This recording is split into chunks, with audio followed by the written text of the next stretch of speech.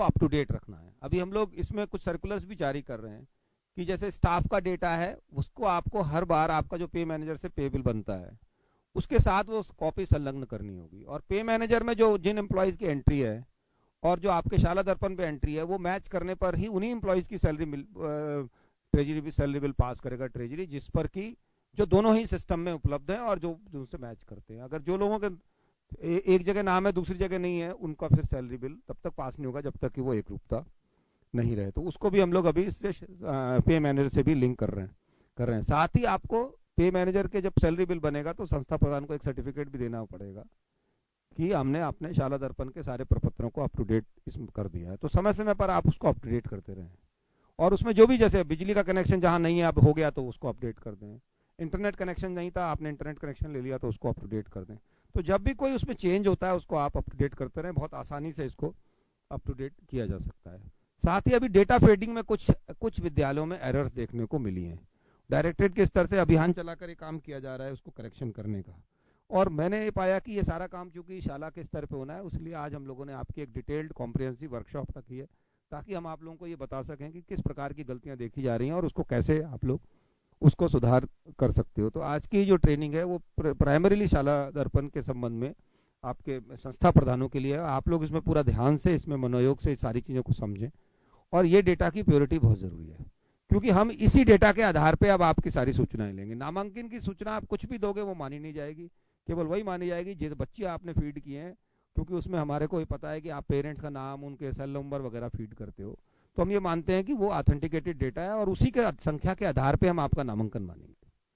आप भले ही कहते रहो 10 हमारा नामांकन 10 है, लेकिन अगर बच्चे 8 फीड हैं तो हम तो 8 ही उसका आपका नामांकन माना जाएगा। और ये डीओ वगैरह इसमें रेंडमली जो पेरेंट्स के नंबर हैं उनसे रेंडमली भी वेरीफाई करेंगे कि वो वाकई में उनके बच्चे हमारे स्कूलों में पढ़ते हैं नहीं पढ़ते हैं, कहीं पर किसी स्तर पर कोई नामांकन के संबंध में कोई फॉल्स एंट्रीज तो उसमें नहीं है। और आपको पता है कि कंप्यूटर में इतना पावरफुल होता है कि एक बार डेटा फीड होने के बाद हम लोग डिफरेंट तरीके से उनके कंपैरिजन करके ये पता कर सकते हैं कि कहीं डबल एंट्रीज तो नहीं है, किसी बच्चे का नाम 2 या 3 बार तो एंटर नहीं किया हुआ है, वो पूरे डेटाबेस में आपके स्कूल में कहीं भी एंटर होगा कंप्यूटर मैच करके उसको बता देगा। तो ये सारी चीज़ों से भी अपने को बचना चाहिए और ऑथेंटिकेटेड और बिल्कुल सही डेटा की एंट्री उसमें करनी चाहिए।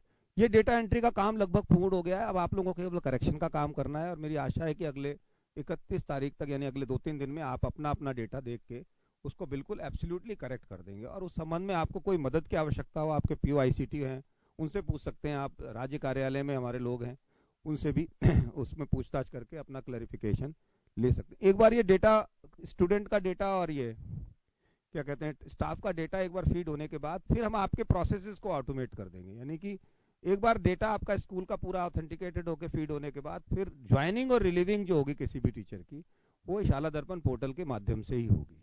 तो आप कोई नया टीचर अगर आपका यहाँ से कोई जाता है उसको रिलीव करने का काम आप शाला दर्पण पोर्टल से ही करेंगे, और नया टीचर जो आता है उसको ज्वाइन करने का काम भी उससे करेंगे, तो ऑटोमेटिकली आपका पोर्टल अपडेट में स्टाफ का अपडेट होता रहेगा। इसी प्रकार से स्टूडेंट्स का TC काटने का काम है, नए एडमिशन का काम है, और सत्रांत होने पर एक कक्षा से दूसरे कक्षा प्रमोशन का कार्य है, और नाम काटने, ये सारे काम शाला दर्पण पोर्टल के माध्यम से ही होंगे। और उससे ये होगा कि आपका ये ऑटोमेटिकली स्टूडेंट का डेटाबेस भी अप टू डेट होता रहेगा। इस सब के लिए भी समय अभी आज की ट्रेनिंग में आपको बताया जाएगा, और फिर जैसे जैसे ये चीज़ें हम लोग आपको उपलब्ध कराते जाएंगे आपको आपके पोर्टल पे आपके माध्यम पोर्टल के माध्यम से आपको सूचना होती रहेगी। इसलिए अत्यंत आवश्यक है कि मैं बार बार आप लोगों की मीटिंगों में भी कहता हूँ, एक तो दोनों वेबसाइट राज शिक्षा और राज RMS से जो है इन दोनों का नियमित रूप से आप इनको देखें, क्योंकि बहुत सारी सूचनाएं आपके विद्यालय संबंधित विद्यालयों के प्रबंधन से संबंधित इस पर अपलोड होती हैं, सारे आदेश अपलोड होते हैं। दूसरा, आप लॉगिन रेगुलरली करें, क्योंकि आपके लॉगिन पे जो प्रिंसिपल से संबंधित सर्कुलर्स हैं उनको हम लोग लगातार भेजते हैं ताकि आपको इमीडिएटली वो पहुंच जाए। वरना क्या है कि डायरेक्टरेट से सर्कुलर जाने होने के बाद प्रिंसिपल तक पहुंचने में काफ़ी समय जाया हो जाता है, लेकिन अगर आप अपना लॉगिन ID देखते रहेंगे तो अगर आज सर्कुलर जारी होगा तो आज ही आपको उपलब्ध हो जाएगा और आप अपने विद्यालय स्तर पर उस संबंध में कार्रवाई कर सकेंगे। ये तो बहुत ही महत्वपूर्ण और बहुत ही बड़ा इनिशिएटिव है। अभी तक ये प्रॉब्लम होती थी कि डायरेक्टरेट को यही नहीं पता होता था किस विद्यालय में कौन से पद खाली हैं, कौन से विषय के खाली हैं, संभाग में किस विषय के कितने वरिष्ठ अध्यापकों के पद खाली हैं। DD को ये पता नहीं चल पाता था, उसके कारण उनकी जो DPCs की वैकेंसी डिटर्मिनेशन में गलती हो जाती थी। डायरेक्ट रिक्रूटमेंट की वैकेंसी डिटर्मिनेशन गलती हो जाती थी। डायरेक्टरेट स्तर पे डीपीसी की वैकेंसी गलत डिटर्मिन हो जाती है, क्योंकि उनको पता ही नहीं होता था कि स्कूल में कितने पद खाली हैं, और वो अंदाजे से करने के कारण पूरी डीपीसी होने के बावजूद भी पद खाली रह जाते थे। अगर आप लोग इसको ढंग से, ईमानदारी से, बढ़िया से करेंगे तो ये सारी समस्याएं समाधान हो जाएंगी और आपके पद भी अधिकतर भरे रहेंगे, क्योंकि वो फिर डीपीसीज और डायरेक्ट रिक्रूटमेंट की वैकेंसीज का डिटर्मिनेशन सही ढंग से होने लगेगा। और भी बहुत घटनाएं होती थी कि एक जगह 2 लोग लग जाते थे क्योंकि पता ही नहीं रहता था कि स्कूल में पद भर गया। ये सारी चीजें शाला दर्पण पोर्टल के माध्यम से अवॉइड की जा सकती हैं। कहीं पर 2 लग जाते थे, कहीं पर 1 भी खाली रह जाता था। ये सारी स्थितियों से भी अपन बच सकते हैं अगर हम लोग इसको ढंग से अपडेट करेंगे। और ये सारा का सारा सिस्टम जो है पे मैनेजर से लिंक होने वाला है। तो फिर जिसका नाम इसमें नहीं होगा, उस स्कूल में एंट्री नहीं होगी, उसको फिर सैलरी का भुगतान पे मैनेजर के माध्यम से, सैलरी बिल के माध्यम से नहीं हो पाएगा। इसलिए इसको अपडेट करना उस पॉइंट ऑफ व्यू से भी बहुत जरूरी है।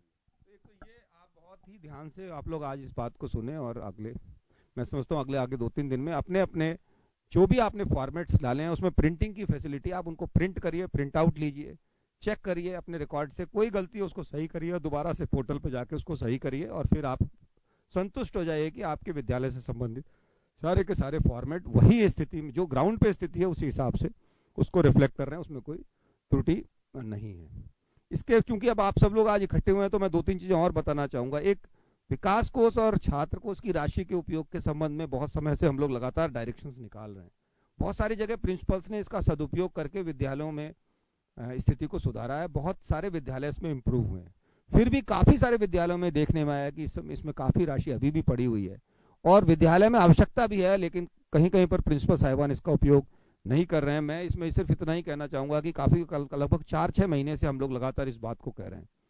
काफी सारे प्रिंसिपल्स ने कार्रवाई भी की है, लेकिन अब जो प्रिंसिपल इस बारे में अब नहीं कार्रवाई करेंगे तो फिर हमें मजबूरन उनके विरुद्ध का अनुशासनात्मक कार्रवाई भी करनी पड़ेगी और डिसिप्लिनरी एक्शन भी लेना पड़ेगा। तो मैं आपको आगाह कर रहा हूँ कि ये विकास कोष और छात्र कोष की राशियों का उपयोग जरूर विद्यालय के विकास में और विद्यालय को इम्प्रूव करने में, खासतौर से वहाँ पे जो बच्चों के लिए सुविधाएं हैं उसके लिए आप उपयोग करना आवश्यक रूप से चालू करें। दूसरी चीज, मैंने अभी एक पत्र भी लिखा था, आप लोगों को भी लिखा था और डीओ को भी लिखा था, लगातार डायरेक्टरेट के स्तर से भी गाइडलाइंस जारी की जा रही हैं कि जो कक्षा 1 से 5 समन्वित विद्यालयों में, अब कक्षा 1 से 5 चल रही है, और लगभग सभी विद्यालयों में 12,370 विद्यालयों में कक्षा 1 से 5 भी है, जो अपने 13,400 विद्यालय हैं उसमें। तो वहाँ के संस्था प्रधान को ये बहुत विशेष ध्यान देना है कक्षा 1 से 5 के मैनेजमेंट पे। उसके लिए जो SIQE प्रोग्राम चालू किया है उसका आप बिल्कुल अक्षरशः जैसा प्रोग्राम है उसको लागू करें। इसके लिए प्रिंसिपल के लिए हैंडबुक्स हमने जारी की हैं। टीचर्स की हर पिछले 2 महीने से लगातार 2-2 VCs कर रहे हैं, और अगले 2-3 महीने लगातार हम टीचर्स की VC करते रहेंगे। लेकिन विद्यालय स्तर पर उस कार्यक्रम की मॉनिटरिंग जो है कक्षा 1 से 5 के लिए, वो पूरी तरह से संस्था प्रधान और हेड टीचर है, उनकी जिम्मेदारी है। आप उस पर विशेष ध्यान दें। दिन में कम से कम एक बार जो है प्राइमरी कक्षाओं का आवश्यक रूप से आप निरीक्षण करें, वहाँ देखें पढ़ाई कैसी चल रही है, बच्चे सीख रहे हैं नहीं सीख रहे हैं। और SIQE कार्यक्रम को लेटर एंड स्पिरिट में इम्प्लीमेंट किया जा रहा है अथवा नहीं, और उसको आप लोग इम्प्लीमेंट कराएं।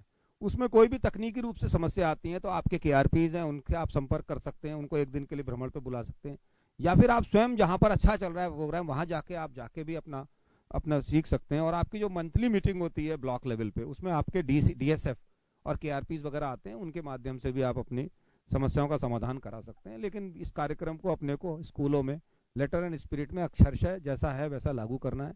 उस संबंध में आपकी कोई डिफिकल्टीज है? काफी सारे आप में से काफी लोगों ने तो बोध में भी ट्रेनिंग ली है, आपके 3 दिन की ट्रेनिंग जिला स्तर पे भी हुई है, और भी कोई भी दिक्कत, आपके DOs की हमने ट्रेनिंग कराई है, ADPCs की कराई है, POs की कराई है, आपके यहाँ KRPs हैं, इतने सारे लोग हैं जो इस कार्यक्रम को समझते हैं।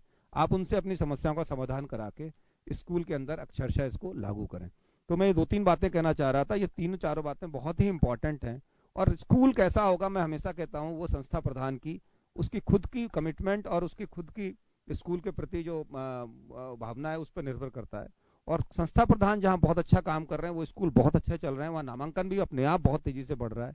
और मेरा मानना है कि अगर हम हमारे सारे संस्था प्रधान जो 13,402 लोग हैं, अगर ये अच्छे से स्कूलों का संचालन करते हैं तो कोई कारण नहीं है कि हमारे स्कूलों के सामने जो प्राइवेट स्कूल, इस बार बच्चे वापस आए हैं प्राइवेट स्कूल से, ये जो एक सिलसिला चालू हुआ है और आगे बढ़ेगा, और हमारे स्कूल जो हैं सरकारी स्कूलों का एक बहुत अच्छा स्थान जो है खासतौर से ग्रामीण क्षेत्रों में हम लोग उसको पा सकेंगे। और मैं इस अवसर पर आप सबको धन्यवाद भी देना चाहूँगा कि सारे संस्था प्रधानों ने पिछले 4-6 महीने में मिलकर बहुत मेहनत से काम किया है। सारे कार्यक्रमों को आप लोग जैसी राज्य सरकार की मंशा है, जिस तरह से हम लोग उनको चाहते हैं, आप उनको लागू करने की कोशिश कर रहे हैं।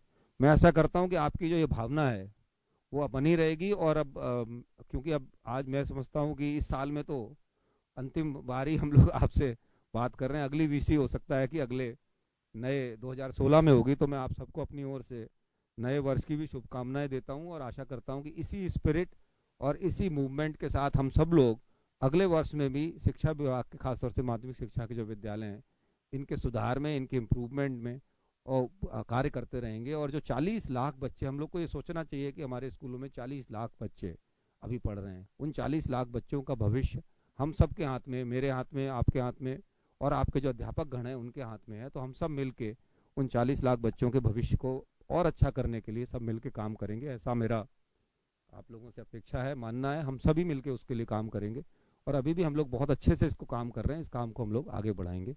धन्यवाद। शासन सचिव महोदय का हम बहुत बहुत शुक्रिया अदा करते हैं। उन्होंने बताया कि किस तरह डेटा फीडिंग इंपॉर्टेंट है चला दर्पण के लिए, और करेक्ट डेटा फीडिंग बहुत इंपॉर्टेंट है।